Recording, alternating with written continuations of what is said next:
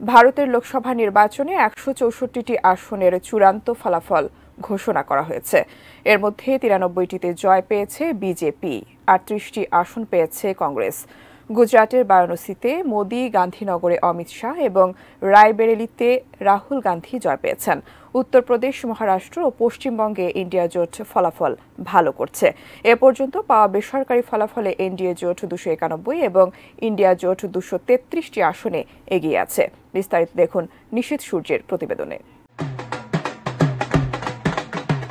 Booth ফেরত জরিপকে বুড়ো আঙুল দেখিয়ে বিজেপি এনডিএ জোটের সঙ্গে লড়াই চালিয়ে যাচ্ছে কংগ্রেস নেতৃত্বাধীন ইন্ডিয়া জোট।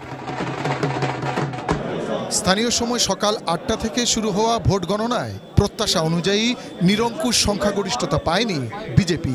ফলে সরকার গঠনে এনডিএ জোট শরিকদের কাছে হাত পাততেই হবে নরেন্দ্র মোদীকে।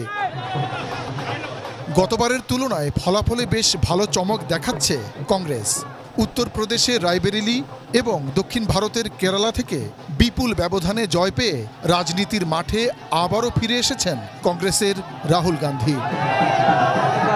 গুজরাটের বারাণসীতে বর্তমান প্রধানমন্ত্রী নরেন্দ্র মোদী এবং গান্ধীনগরে অমিত শাহ জয়লাভ করলেও সব জায়গায় প্রত্যাশিত ফলাফল করতে পারেনি বিজেপির বহু হেভিওয়েট প্রার্থী।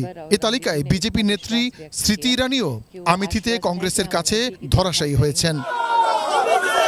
পশ্চিমবঙ্গেও বুথ ফেরত জরিপ পুরোপুরি মিথ্যা প্রমাণিত হয়েছে। সেখানে মমতা ব্যানার্জির তৃণমূল কংগ্রেস আবারও বড় ব্যবধানে বিজেপির পশ্চিমবঙ্গ দখলের স্বপ্নকে ধূলিসাৎ করেছে।